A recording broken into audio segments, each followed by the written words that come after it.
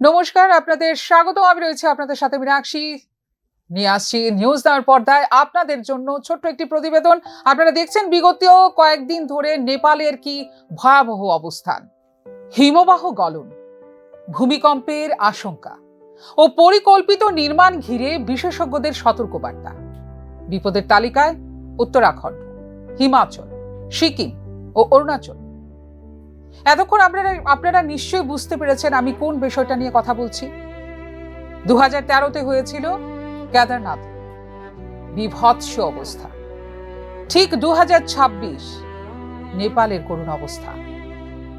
নেপালে সাম্প্রতিক হিমবাহ ধস, ভূকম্পন ও আকস্মিক বন্যার ঘটনায় নতুন করে উদ্বেগ তৈরি হয়েছে ভারতের হিমালয় সংলগ্ন এলাকাগুলিকে ঘিরে।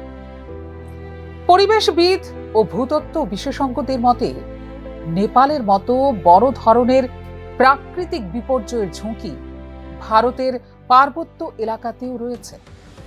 বিশেষ করে উত্তরাখণ্ড, হিমাচল প্রদেশ, সিকিম ও অরুণাচল প্রদেশকে অত্যন্ত ঝুঁকিপূর্ণ বলে মনে করছেন বিশেষজ্ঞরা। তথ্য অনুযায়ী এই 4 রাজ্যে ছোট বড় মিলিয়ে প্রায় 4300টি হিমবাহ রয়েছে। পাশাপাশি রিমোট সেন্সিং প্রযুক্তির মাধ্যমে হিমালয় অঞ্চলের 2485টি হিমবাহ হ্রদের ওপর নজরদারি চালানো হচ্ছে। এর মধ্যে 56টি হিমবাহ হ্রদকে চরম ঝুঁকিপূর্ণ হিসেবে চিহ্নিত করা হয়েছে। বিশেষজ্ঞদের মতে ভারতীয় ও ইউরেশীয় টেকটনিক প্লেটের সংঘর্ষের ফলে গড়ে ওঠা হিমালয় এখনো ভূতাত্ত্বিকভাবে সক্রিয়। ফলে এই অঞ্চলে একাধিক ফাটল বা ফল্ট লাইন রয়েছে এবং ভূমিকম্পের প্রবণতাও যথেষ্ট বেশি। এর সঙ্গে যুক্ত রয়েছে বিশ্ব উষ্ণায়নের প্রভাব। এদিকে তাপমাত্রা বৃদ্ধির কারণে দ্রুত গলছে হিমবাহ, বাড়ছে হিমবাহ হ্রদের জলস্তর এবং আকস্মিক বন্যার ঝুঁকি। আমি আগেও বলেছিলাম 2013 সালের কথা, কেদারনাথের সেই বিপর্যয়, সিকিম ও অরুণাচল প্রদেশের সাম্প্রতিক বন্যা ও ভূমিধসের ঘটনাগুলিও হিমালয়ের ভঙ্গুরতার বাস্তব উদাহরণ হিসেবে সামনে এসেছে। এর পাশাপাশি পাহাড় কেটে রাস্তা সম্প্রসারণ, 4 ও 6 লেনের সড়ক নির্মাণ এবং একের পর এক জলবিদ্যুৎ প্রকল্প গড়ে তোলার ফলে প্রাকৃতিক ভারসাম্য আরো নষ্ট হচ্ছে বলে আশঙ্কা পরিবেশবিদদের। না, উন্নত তো হবেই।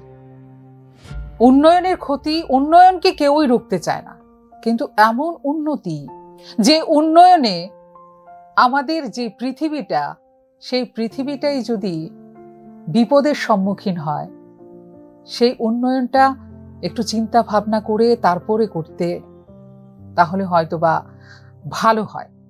চিন্তা ভাবনা করে সবকিছু খতিয়ে দেখে তারপর। এদিকে পূর্বের যে ব্রহ্মপুত্র অববাহিকা থেকে পশ্চিমের সিন্ধু অববাহিকা পর্যন্ত প্রায় 2500 কিলোমিটার বিস্তৃত হিমালয় অঞ্চলে বসবাস করেন প্রায় 5 কোটি মানুষ। ফলে বড় ধরনের হিমবাহ ধস, ভূমিধস, ভূমিকম্প বা আকস্মিক বন্যা হলে তার প্রভাব ব্যাপক হতে পারে। বিশেষজ্ঞদের স্পষ্ট সতর্কবার্তা: হিমালয়ে অপরিকল্পিত নির্মাণ বন্ধ করা, পরিবেশ দূষণ নিয়ন্ত্রণ এবং ঝুঁকিপূর্ণ হিমবাহ হ্রদগুলির নিয়মিত পর্যবেক্ষণ এখন অত্যন্ত জরুরি।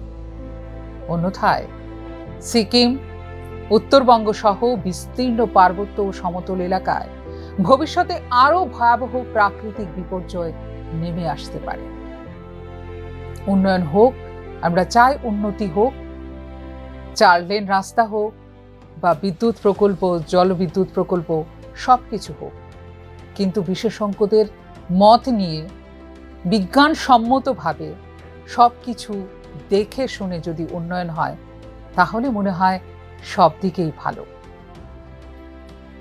নেপালের এই বিপর্যস্ত যে অবস্থা হয়েছে এখন, যেখানে অনেক মানুষ তার প্রাণ হারিয়েছেন, অনেক পর্যটক গেছেন, যে বিভিন্ন রাজ্য থেকে বা রাষ্ট্র থেকে, যে পার্শ্ববর্তী দেশগুলি থেকে অনেক টুরিস্ট সেখানে গেছিল ঘুরতে, ভ্রমণে, সুন্দর একটি জায়গা দেখতে। আজ এর মধ্যেও কিন্তু অনেক মানুষ এখনো পর্যন্ত কোনো খোঁজ খবর নেই। তাদের আত্মীয় স্বজন, তাদের বাড়ি ঘরের লোকজন, তারা এখন শুধু চিন্তায় আছে যে কোনো রকমে না আমাদের বাড়ির সেই মানুষটা প্রাণে বেঁচে আসুক, বাড়িতে ফিরে আসুক। দেখা যাক শেষ পর্যন্ত কি হয়। এই ছিল আজকে নেপালকে নিয়ে আমাদের একটি পরিবেশনা আপনাদের জন্য। আপনারা অবশ্যই চোখ রাখবেন অন্যান্য আমাদের সমস্ত সংবাদ বলুন বা কোনো বিষয় নিয়ে আলোচনা বলুন, সবকিছু দেখার জন্য অবশ্যই নজর রাখবেন নিউজ নাওয়ের পর্দায়। নমস্কার।